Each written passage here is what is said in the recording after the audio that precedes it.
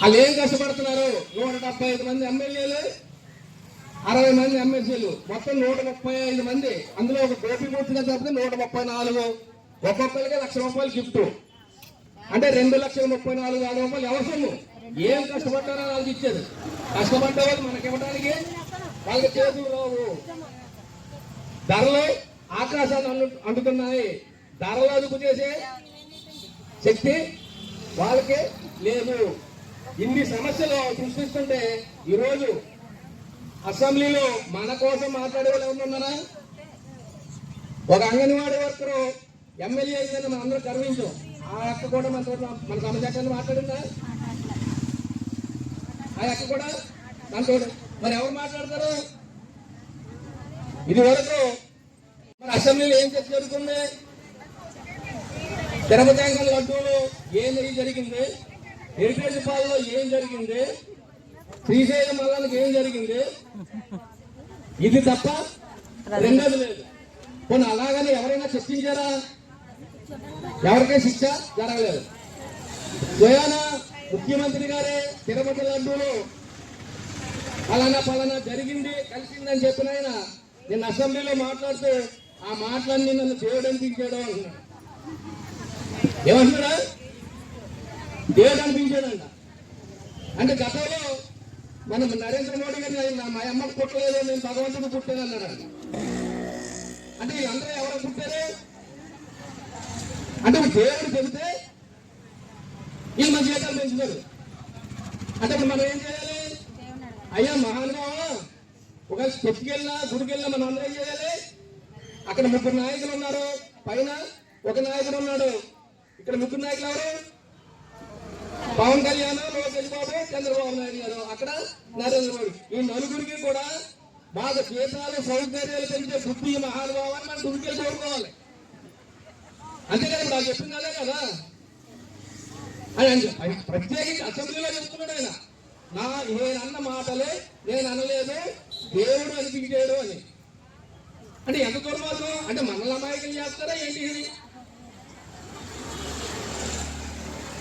అంటే సమస్యల్ని ప్రజల దృష్టి మళ్లించడానికి ఈ లడ్డూ కార్యక్రమం కానీ ఇంకో కార్యక్రమం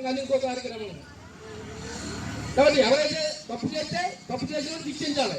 తప్పు చేసిన శిక్షించట్లే. నేను పవన్ కళ్యాణ్ గారు ఇంకో మాట అన్నాను, అసలు జగన్మోహన్ రెడ్డికి లడ్డూకి సంబంధం లేదన్న. మరి ఆయన తప్పు చేశాడని పెట్టన్ని కడగడం మొదలెట్టాడు, గడ్డలు పెంచేసి కాషాయ వస్త్రాలు ధరించి. మరి జనసేన పుట్టిందే ప్రశ్నించడానికి అన్నాడు.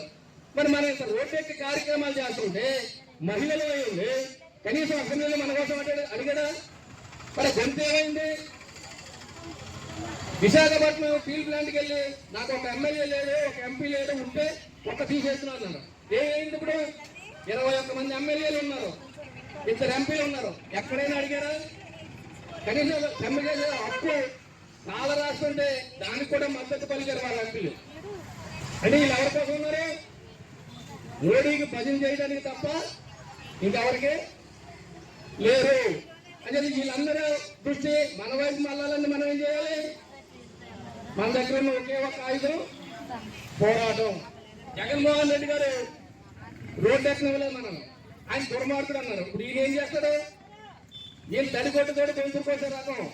మనం ఏదైనా కార్యక్రమం పెడితే అధికారులు వాడుకుని అత్యవసరంగా మీటింగ్లు పెట్టి ట్రైనింగ్లు పెడతాడు.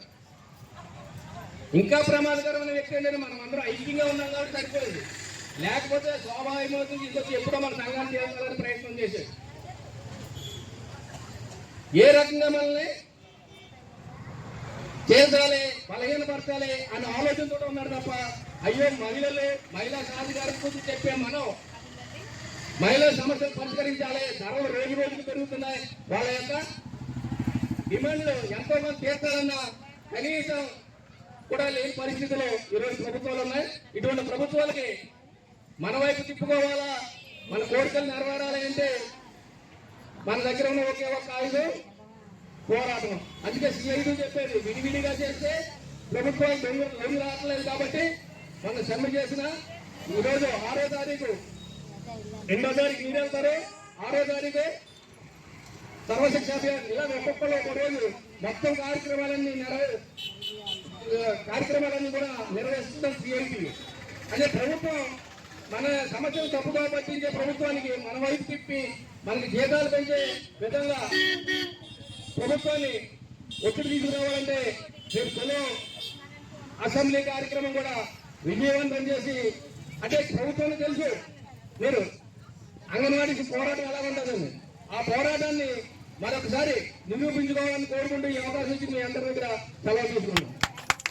పరిష్కరించాలి అంగన్వాడీ ఉద్యోగ సమస్యలను వెంటనే, పరిష్కరించాలి అంగన్వాడీ ఉద్యోగుల సమస్యలను వెంటనే.